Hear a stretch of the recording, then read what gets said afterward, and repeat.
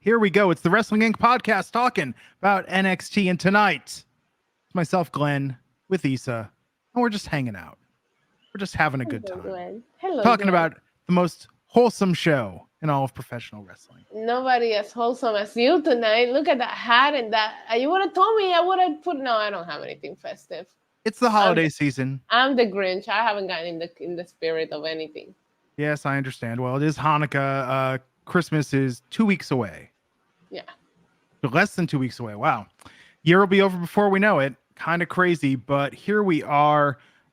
Anything going on in the news? Anything newsworthy happened today? CM Punk was backstage at NXT. CM Punk and Seth Rollins promo was an all-timer. I love that segment. That's the news. That. I guess Raw did 1.4 million average, but that segment did 1.88 million. So people tuned in for it. Yeah. No, I was getting calls and texts last night saying, "Oh my God, you watched that?" And I'm just playing Marvel's Midnight Suns on the PS5. And they're like, "Watch this link. We have to talk about this." I'm like, and okay. WWE uploaded the entire segment on their YouTube.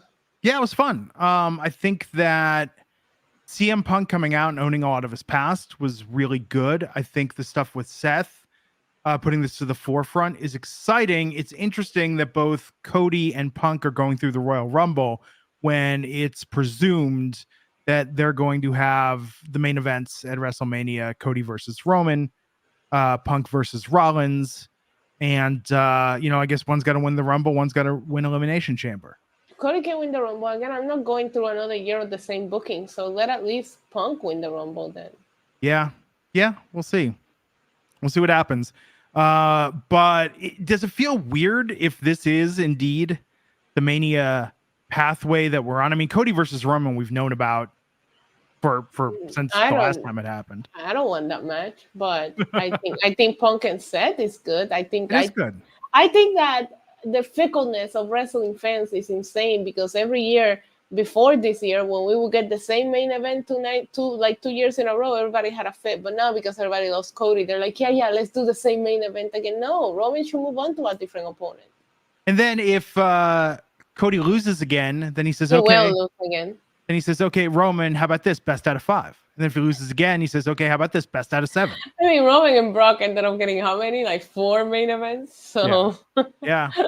We'll see. But I think this is exciting. It's weird to have this time of year be so hype in the world of pro wrestling. This is normally when it dies down, when things get quiet. But here we are, and it's a good time, folks. And NXT tonight, we did find out before the show went on the air that, as speculated, Carmelo Hayes is going to be the entrant in that U.S. title tournament on SmackDown. I don't feel like he's leaving.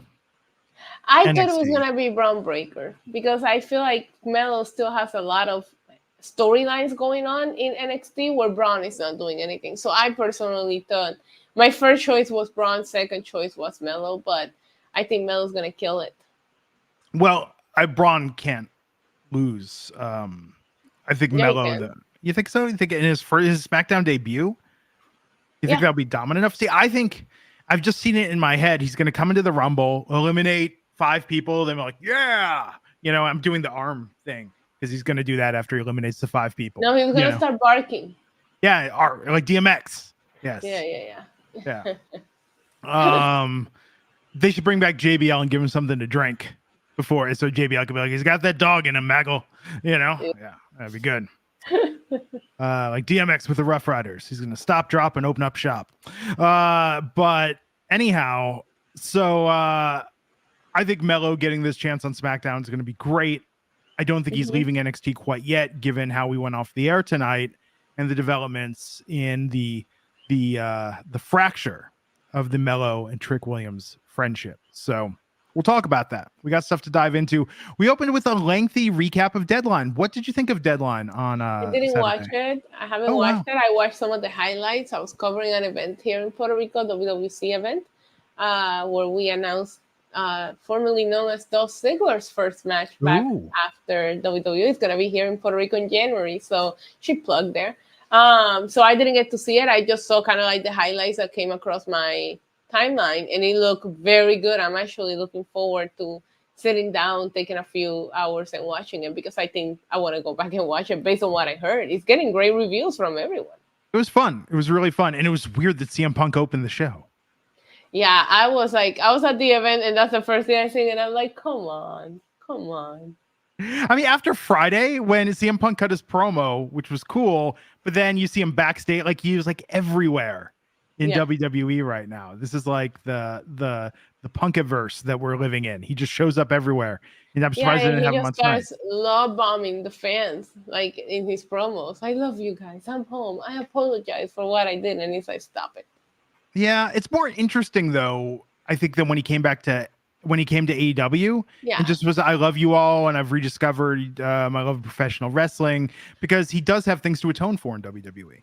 Yeah, but he looks happy, and I believe as of right now, because everything always changes with Punk, but I believe as of right now that he's really happy to be here. I actually think it's genuine. I think he missed it. Yeah, no, I think so. And I mean, he's got to love the attention that he's getting. I mean, now AEW did create a show for CM Punk. Just saying. I thought that his debut in AEW was also well done, but his history with WWE just makes this next level, But I did think that AEW did a good job with him in the beginning, and I will never take away his feud with MJF. That was very compelling television. I look forward to them interacting every week. Well, we opened tonight hearing from Kora Jade, who's back. Yeah. And it's very interesting that they're putting her in a little something with Lyra Valkyria, given that Blair Davenport won the Iron Survivor match. And so Lyra came out and interrupted Kora tonight during this promo. How do you feel Kora Jade is measuring up now? When she started, she was a face with her skateboard. Then she had the heel turn. And now she's been gone for a little while. I mean, I have to say that she definitely seemed like one of the youngest members of the NXT roster, but she's got some gravitas now that she's had some time away. Yeah, I'm glad she dropped the skating gimmick. That wasn't clicking with me, but now I see it. I think she was doing some things even before she went away with the gear and the barbed wire and all that was setting her like different and making you notice her. Yeah. And I'm happy to see her back. The promo was there. I'm with you on that, because it feels like we're completely avoiding Blair Davenport here for a second. And they addressed that later in the show. We're getting to it, which I appreciated Blair saying, you kind of stole my moment, because I was like, are we just completely gonna skip them? Have Kora come back earlier and put her in the freaking Iron Survivor Challenge. But yeah, I think Kora has star factor written all over her, and she's only 22. Yeah. It's crazy. And it was interesting tonight, her being out there, Lyra coming out and interrupting her, the champ, them getting each other's face, then Blair Davenport appearing and bragging about winning the Iron Survivor Challenge. But then, the real story for you, Blair, for America, for the world, Issa, for the world. And that's Nikita Lions came out and attacked Blair Davenport. We know that they have history, given that Blair took Nikita out for almost a year with that injury in the NXT parking lot. Nikita's return last week. I mean, some might say a more delightful surprise than even CM Punk. Nikita Lions coming back to NXT. Oh. And before we get into Nikita Lions, do you notice how Blair Davenport doesn't have an inside voice? She came out screaming into that microphone. It was disturbing.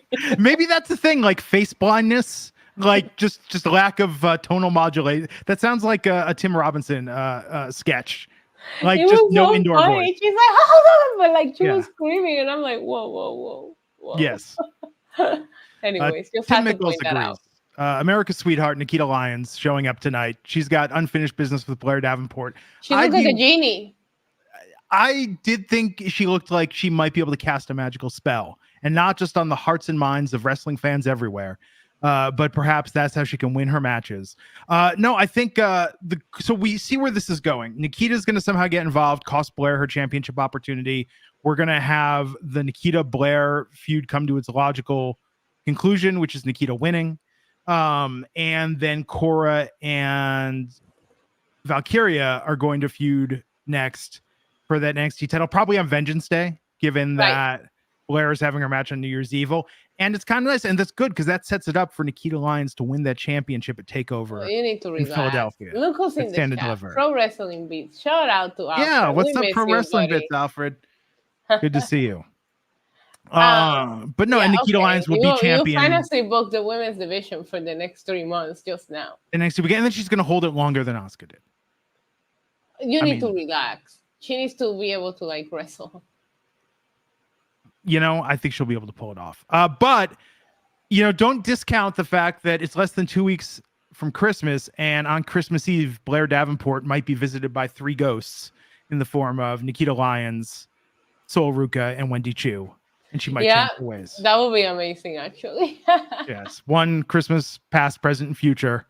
Ooh, that could be good. That could be a good segment. Yeah, it would. NXT would do it. NXT would do it. Oh my God. There was some good stuff tonight. We'll talk about that though. But I like this opening segment. Of course, this set it up for that tag match that we saw later in the show. Later on. Yeah. Yeah. But there's a lot cooking in NXT right now. Like this is this is fun. And again, I love that we're talking about this. Tiffany Stratton's in a storyline that doesn't involve a title. We have other stuff going on. I was talking about this, I said this again and again, but the women's Iron Survivor match just really drove this home. No matter how many call-ups you do, no matter how many injuries happen, that NXT women's division just bounces back. Always at full strength in a remarkable amount of time. In the Iron Survivor match, I was actually super impressed with Lash Legend. I heard a lot of good things about it. I will go back and rewatch it, but I heard a lot of good things about her and Tiffany Stratton.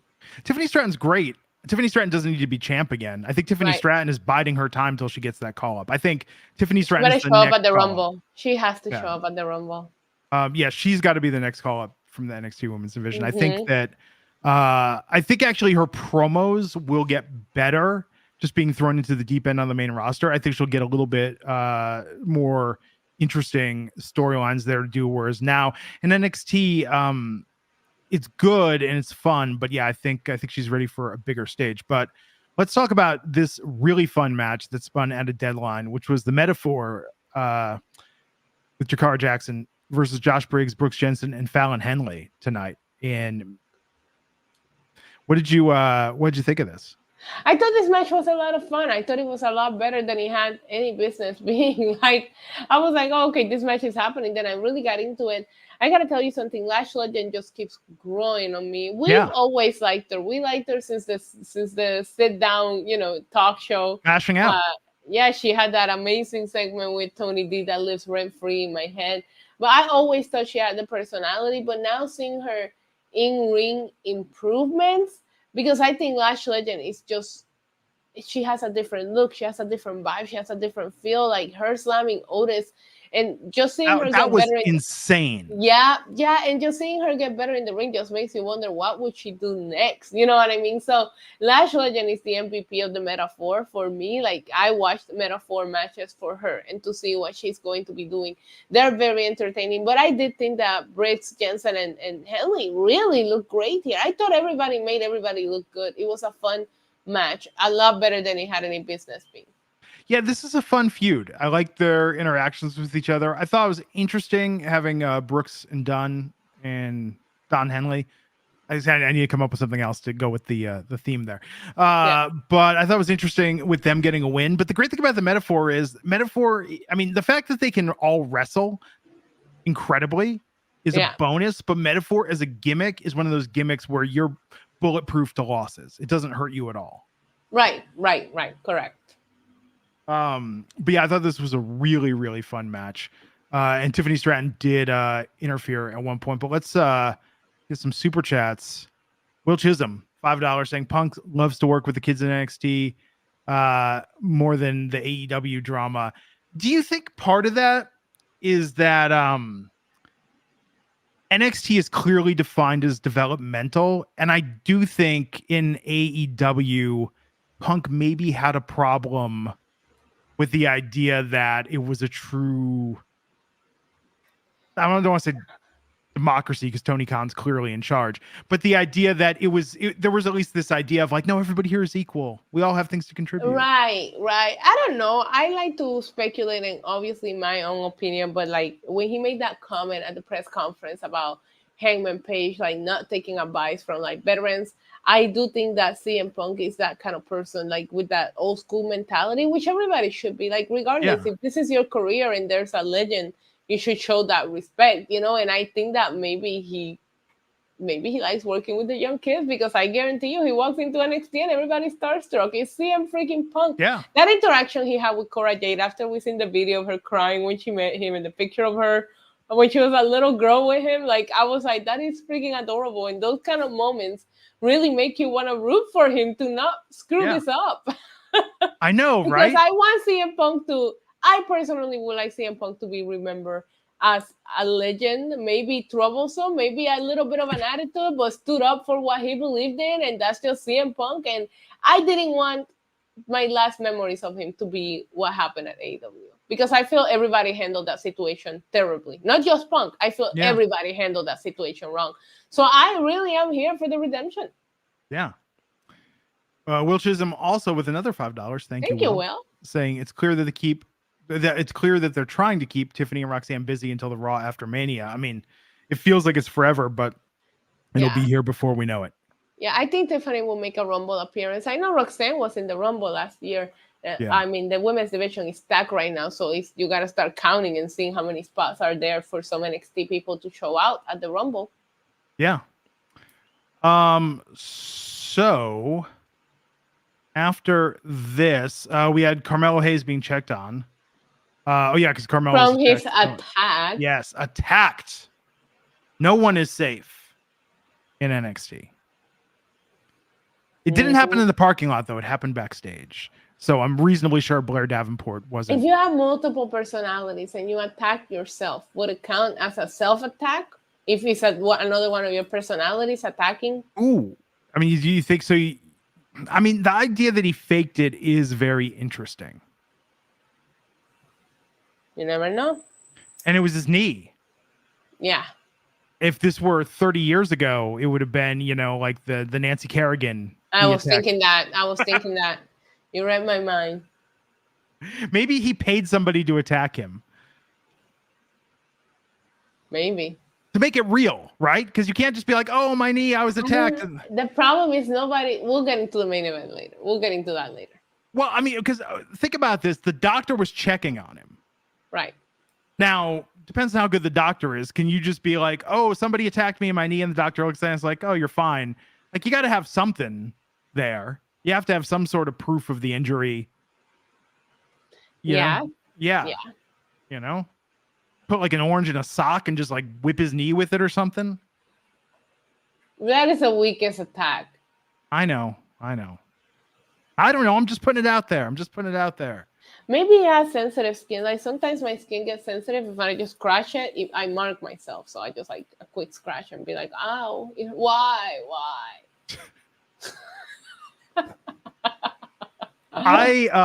Speaking of sensitive skin, I had a dermatology appointment like a month ago, and I had to go there in person. I had to wait 6 weeks for this. I had to fill out all these forms to get seen. And I went in there, and I kid you not, Issa, after 3 minutes, he was like, switch to washing with Dove or Ivory or something. That was it. And I was like, we could have done this over the phone. I could have Googled this. Like, wow. Like, thanks. It was time and money well spent. Anyhow, then in the show, we had the men's breakout tournament participants on the ramp, and Alexis King appeared and hit Trey Burial with a chair. I'm glad he's the one who got attacked. I don't like his name. Trey Burial? Yeah, Burial? What is that? I think it's American Indian. It sounds, I don't like it, Glenn. Okay. He looks like a Wish.com Viking raider. Oh no, it's Scottish, pardon me. Yeah, but he's not Scottish. Why is he using that name? Well, I'm sure it's not a shoot name. Yeah, Glenn. I don't know. I don't like it. Okay. He got a tag. Good. NXT, change that. Issa don't Did like you it. see? Did you see the wannabe Tony D'Angelo too? Oh, the lawyer? No, the lawyer's going to be great. The lawyer's going to be working for Tony D'Angelo soon. Oh, he's a wannabe Tony D.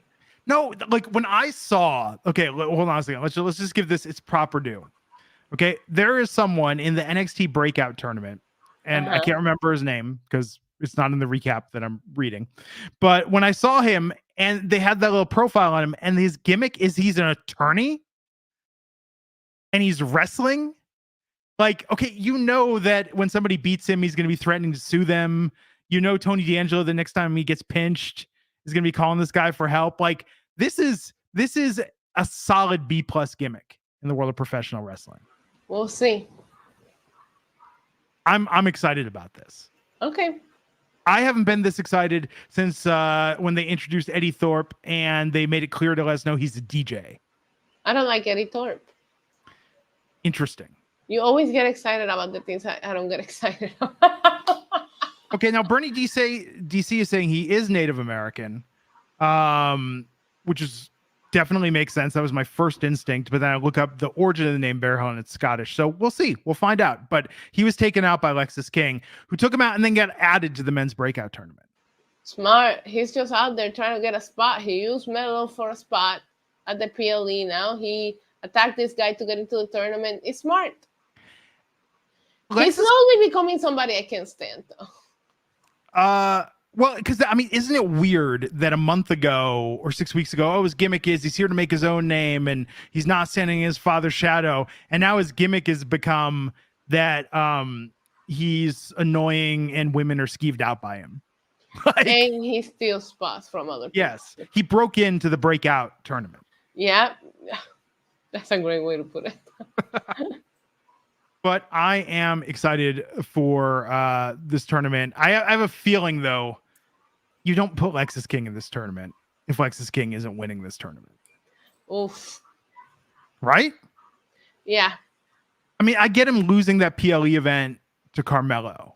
Carmelo, right? Yeah, that makes sense. But he's gotta win this. But yeah, I feel like they're a little all over the place with the way he's being booked. It will make sense eventually. But I thought this, and by the way, like, when did Ava Raine become a GM? Yeah, she's Shawn Michaels' assistant. Yeah. She's got connections, Glenn. I was gonna say, but okay. So, Omafemi versus Miles Bourne was the first round match for the breakout tournament. And it was interesting that Obafemi won, given that Miles Bourne, like we've seen him before, like with Drew Gulak, we've seen him in segments, we've seen him in matches. It's interesting that this isn't his ascension, but Femi got the win. I don't remember him. He's been around. Yeah, I saw him later in the segment, but yeah. Yeah. I love seeing the breakout tournament because these are the people and we talk all the crap about the gimmicks or whatever, and then they end up growing on us, and you got to take it all back. Yeah. It was a solid match. I enjoyed it. For two people that you're not invested in and you don't know, I thought both tournament matches delivered. Yeah. After that, we had Dragon Lee. He was challenged by Tyler Bate for the North American Championship. He wasn't challenged. He just issued an open challenge because he's a tryhard. Well, it was a challenge in the ring. He was challenging in the match to win. Anyhow, I'm bummed I missed Dominic Mysterio. Me too. I'm very sad that that's the one result that I will say made me very sad to hear that Dom lost his North American Championship. This match, though, was everything. Tyler Bate is so talented. And Dragon Lee looked great here. I thought they put on a showcase. Like, this match was a lot of fun. But I don't know that I'm going to accept Dragon Lee as my North American champion. It's going to take some time because Dominic is just the greatest. CM Punk is going to fight the best in the world. Did you hear that? Wait, what? CM Punk is going to wrestle the best in the world, Dominic, at the house shows in December. That's amazing. Yeah. CM Punk's first match back are going to be against Dominic. Wow, I'm excited for that. Me too. I'm sorry?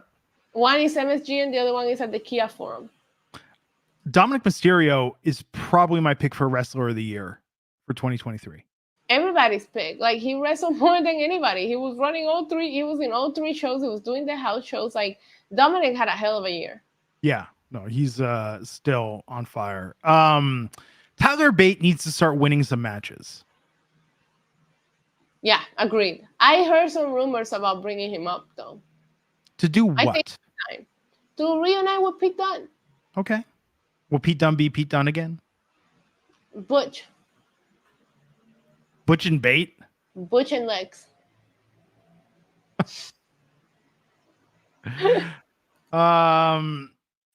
So Dragon Lee won, still the champion, and they hugged after. That was nice. Dijak wanted to have it out with Eddie Thorpe tonight. God, this was violent. This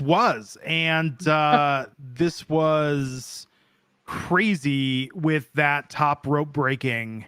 And the blood on Dijak's side of his head, and everything got crazy. They did a really good job of making that feel spontaneous. Right. And then realizing it was all set up. But at first I was like, oh shit, what just happened? I know, me too. I was like, holy crap, what is going on? Yeah. But I loved it. I thought it was very interesting. Both Thorpe and Dijak need something that's gonna make them more interesting. And I think the booking of this worked for me tonight. They just they didn't even have a match. They just started brawling. What Dijak was bleeding, he slammed Thorpe against the broken ring. Like, it was great. The referees came out. This was a really good spot. So it's not over with these guys. This is a good feud that, it's not for a championship, but I think it's both need to win. Yeah, I know. Do you think who do you think Dijak gets called up soon? I don't know. I do. I think Dijak has a bigger chance of getting called up than Thorpe, just because Thorpe is newer and Dijak has that look they like, Yeah, absolutely. I think Thorpe, I think this is a good stepping stone for him to go for the maybe North American title scene. He should go back to being a DJ. It's a solid gimmick. What's up with what's up with a Twitch streamer? I don't know. With Stevie Turner. I don't know. I thought she was coming back, but I haven't seen her back. She is cool. Is she on NXT Level Up? I need to start watching NXT Level Up. I've been saying that for 2 years now. I feel like we should watch Level Up. I feel like we're okay. But we like NXT. We love NXT. I watch a lot of wrestling, Glenn. In a game of F, Marry, Kill, I'm marrying NXT. Wow. Okay. And who are you effing and killing? Probably SmackDown, Kill Raw. Wow. Okay. Because I don't watch Raw, and when I do, I'm reminded why I don't watch Raw. I'm like, this is a really long show. Lately. Really? But it is long. Yeah. I've been enjoying it. Okay. So Eddie Thorpe technically won this due to DQ. Watch the minute where this all happens tonight. It was insane. Guys. This looked more brutal than the ring collapsing or some of the other stuff they've pulled. Like, the top turnbuckle rope came off, and then Dijak beat him with a turnbuckle. It was insane. And Dijak was bloody too from, I think Thorpe slammed him against the steel steps. Yeah. Yeah. But this was crazy. Andre Chase looks like he hasn't slept in a while. Looks stressed out. So we saw Chase U, and they're trying to raise money to help the school. What was JC Jane's idea that we haven't heard? JC Jane had an idea to save the school and make the money. Maybe her idea was scripts. Maybe. Because he showed up with a business proposition. Ooh, maybe. I have a feeling that this is gonna end up messing up Chase U even more. If he was in trouble, I'm not sure that whatever Scripps offering is gonna get him out of legal trouble. Yes. He came in, gave a briefcase to Andre Chase, telling me he had a proposition. Maybe it's just that he's gonna that Out the Mud's gonna beat up Tony D or something to stop the interest on the loan, or they'll have a match for. I don't know. I'm sure it'll be convoluted. Well, he's gonna find him the money by playing dice and stuff on the streets. That's like the equivalent of let's go to Vegas, like, and then it ends up being Indecent Proposal because you lost all your money at the tables. But Or thankfully, Empire Records in Atlantic Yes. City, where he goes to try to save the store Yes. and he loses everything. Man. So it was interesting though that Thea Hale became interested in the breakout match because Riley Osborne, who she has a crush on. I told you last week it was a crush. You didn't believe me. I told you she was crushing. Okay, you were right. She has no game though. We'll get into that later. We'll get into that. Although, okay, I really like Thea Hale. I think Thea hanging out with JC has been an interesting development. It is. This is not the momentum I wanted for Thea Hale as a character. To get a crush? I mean, it's nice, but I think that she was starting to wrestle like a slightly darker, more aggressive style. Her and JC as a tag team.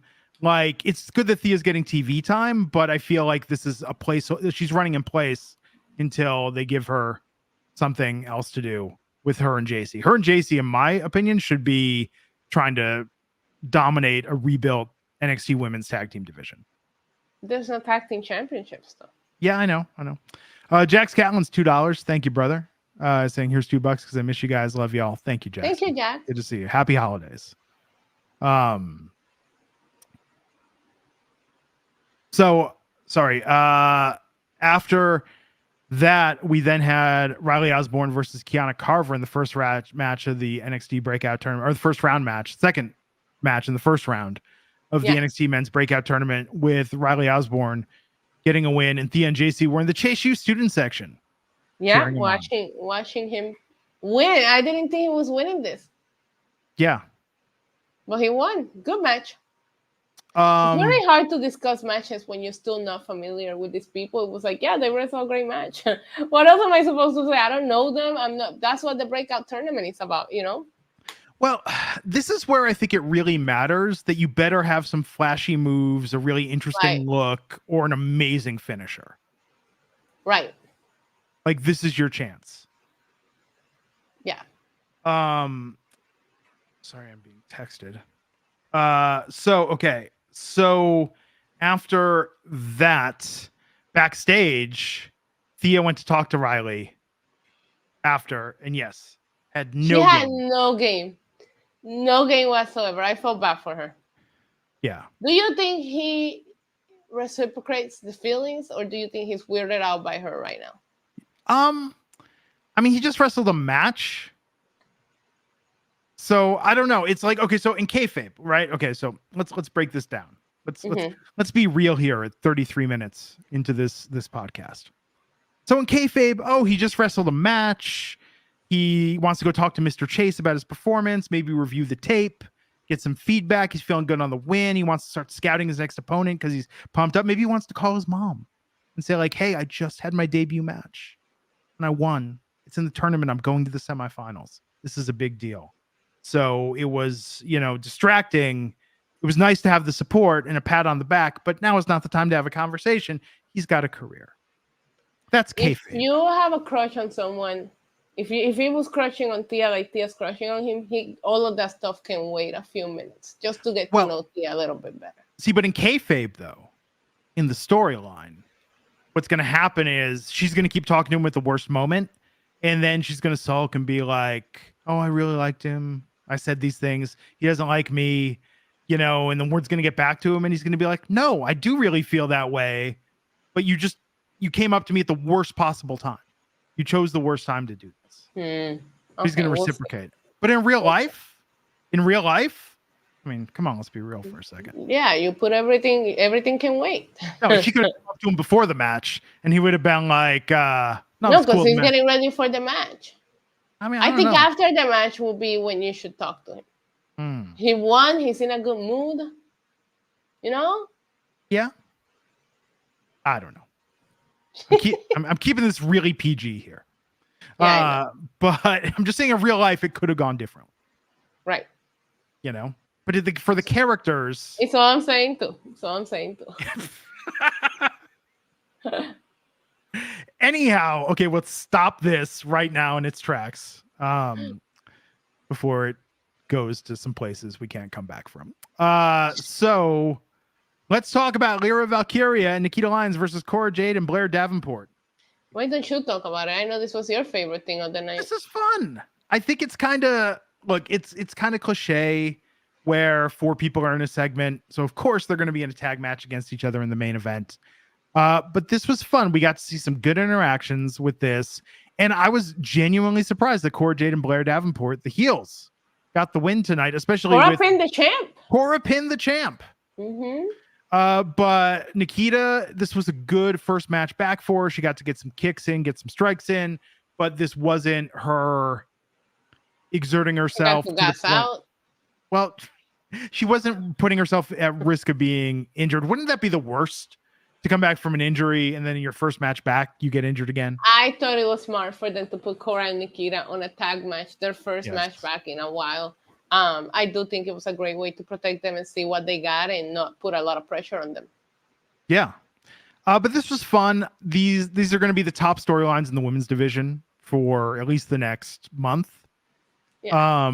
And probably spinning off beyond that. So actually probably the next 2 months until Vengeance Day. Right. So I think that this was a really fun match, a good main event. And I think that let's talk about Tatum Paxley though. This is a development. So backstage when Nikita was talking to Lyra, inside Lyra's locker, which again it makes it sound so high school. In WWE, you don't see the lockers, but here they all have lockers. So the picture of her and Becky Lynch, Tatum Paxley's face is pasted over Becky Lynch's. I love Tatum Paxley's entrance last week. It's interesting that they're doing this stalker gimmick. It also looked, and this isn't me like writing /fiction, it looked like she was going to kiss her for a second when she went in there. I thought she was. I screamed, are they going to kiss? Yeah.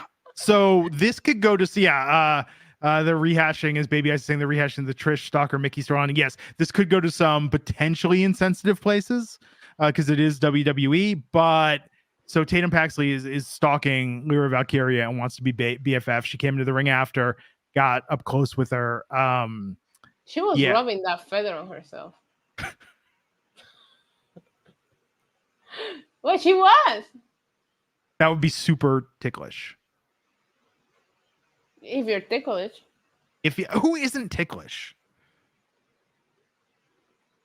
Not like super ticklish, right? Yeah, I know, but everyone can. I don't know. It's a whole thing. Anyhow, have you ever gone down that rabbit hole? There's even a documentary about it. I heard about the tickling documentary. Yes, that turns out being about something else. Yeah, it's insane. Yeah. I've ever gone down the tickling rabbit hole. The tickling rabbit hole sounds like something far more exotic than what it is. Yeah, no, but there's a documentary about it, and it's definitely not about tickling. It's hilarious. You know what's interesting is when it comes to being ticklish, there's like 2 types of people. People that are like, yeah, I'm ticklish, and I'll laugh if you tickle me. You get the occasional weird person that's like, I'm not ticklish, and then you basically just tickle them until they break. But then there's the person that's like, if you tickle me, I will punch you. Like there's people that just hate it. Yeah. Granted, that being said, I haven't tickled anyone probably in a good 40 years. Good, I'm glad. Yeah. Have you rubbed a feather all over yourself? All over myself? No. All over other people? Not since my 20s. Oh, Glenn. Anyhow, back to NXT. I'm interested what they're doing with Tatum Paxley. I think Me too. I like her look. Loved her entrance last week. Mm-hmm. She could definitely wrestle. So she's the X factor in these feuds. Dragunov and Trick Williams had a face-to-face after Trick Williams won the Iron Survivor match to become the #1 contender for the NXT Men's Championship. I was reeled in hook, line, and sinker Saturday when we got to almost the end of the Iron Survivor match and Trick Williams had 0 points with 3 men tied at 3 each. And I was mad. I was like, this is insulting. How can they do this to Trick Williams? They should be making him look stronger. He should at least lose looking strong. And then in the last 2 minutes, he rolled up all 4 men to become the Iron Survivor. Clutch. Yes. I was worked so hard by this, but delighted at the outcome. Good. Somebody sent me a screenshot of it when I was at the event, and I was like, the first thing I literally said was, "How does Briggs get a fall before Trick and Braun Breaker? What is happening in this match?" But then I heard good things about it. But I felt the same way you felt. So Trick and Dragunov facing off was very interesting. But hey, this is the problem though, because the real story of this is, look, these guys are going to have an amazing match in New Year's Evil, no doubt. Trick might even win this match and become the NXT men's champion. But Carmelo Hayes came out and he was apologizing. And he said, "Hey, I know who attacked you and who attacked me. It was Dragunov." Wow. And then if you're like me and thought for 3 seconds, it became clear that makes zero sense. I don't know. Oh, come on. Why? I think it makes sense because Dragunov's trying to stay champion. I don't trust anybody here. I think Trick should have dropped them both. I mean, maybe not a bad idea. But the crowd was saying, no, it was Melo. Melo did it. Yeah, they started chanting Melo's guilty. Yes. Melo was overdoing it a little bit, so. But I don't trust anybody. I don't trust Melo. I don't trust Dragunov. I don't know who did it. We had the accidental hit. Yeah, of course. But it was an accident. I mean, if it's Melo, that's a really interesting storyline. I want Melo and Trick to stay friends forever.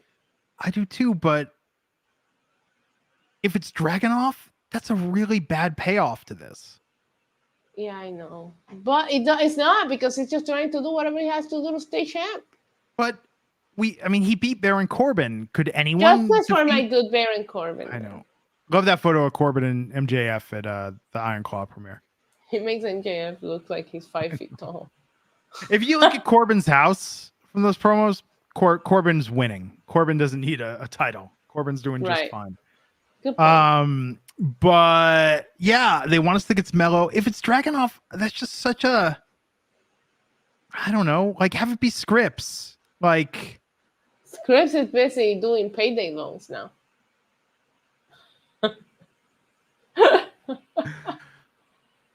And what's up with Tony D and Stacks? I missed them tonight, but it was a stacked show, but they weren't on deadline. They didn't see them tonight. It makes me sad. It does make me sad. I hope they're eating good pasta. Best tag team in all of wrestling. We also have not seen Von Wagner and his children. I think after that, that was amazing. The Von Wagner going over to Robert Stone's and Stone's kids looking just like Von Wagner. I think we're going to find out that something. Something. That lawyer's going to get involved and get a court-ordered paternity test. Oh, crap. They can't leave us hanging on that. That's that. I don't know if that's what they intended for that segment, but that is one of the craziest NXT revelations. Oh, speaking of crazy revelations, sorry, we didn't talk about this backstage. While Hank and Tank were talking, Joe Gacy shows up wearing a construction hat and says the word Joe 15,000 times. Oh my God. My God. Joe Gacy needs to go away. I like it. They need to have him pop up in crazier and crazier places. I thought this was hilarious though. When he started beep beep, and he just looking Bob the Builder looking ass no. It's a solid gimmick. Construction worker. Yeah, construction. Well, yeah, he's a contractor. The contractor. And the contractor tries to subcontract everything out, and he does a poor job. The contractor. I like that, actually. Yeah. And people are like, oh, like a Black Ops military contractor? No, like a general contractor who hires other people for significantly less money to do a poor job underneath him. That's better than running a contractor scam. Yeah. He can go out and give estimates. Actually, no, that'd be his finisher, the estimate. Oh my God. We really need to start a wrestling promotion. But I'm telling you. Yes, I think all in all, this was a fun show tonight. Oh, and we did drop Trick Williams drop that we are going to get an end of year awards at NXT. He's gonna win all of them. Good. I love Trick Williams, respectfully. Trick's great. This is fun. New Year's Evil is going to be awesome. We're going to start the year with a bang. Yeah, I'm excited.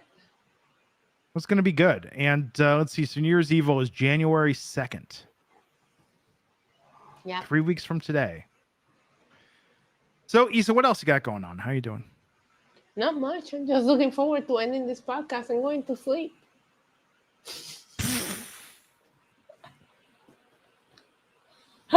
No, my throat pain, it came back after I thought I was feeling better. So I don't know what's going on. I think I didn't finish my medication. You know, everybody was yelling at me on my chat. You had a cycle of antibiotics and you didn't finish your antibiotics? Yeah. It's like the number one thing they tell you. And now I feel like crap again. So I think I stopped taking them too soon, Glenn, and it all came back. Always finish your antibiotics. Yeah, and I know now. I just like, hey, I feel better. I don't need to take this, and put him away in the medicine cabinet. Didn't look at him again, and then this morning woke up in pain, couldn't swallow again. I'm like, oh, been carrying the magic spray all day with me, so yeah. I feel you. I'm gonna start taking my medications again, finish the cycle, and hopefully it goes away again. Hashtag finish the cycle. Finish the cycle. Finish the story. Okay. Shout out to Alfred. Well, Issa, get some rest. Will Chisholm, $5 super chat saying, so Tatum Paxley is stalking her women's champion now. That's more than stalking, Will. She's doing something. Yeah. It's going to be fun. It's going to be fun. Okay, everybody. So tomorrow night, AEW coverage, and then Friday, the tribal chief comes back. Issa, you got to get better for that. You got to be here. 1000%. My throat has to be ready for Roman Reigns' return. Have a sore throat, Glenn. Don't.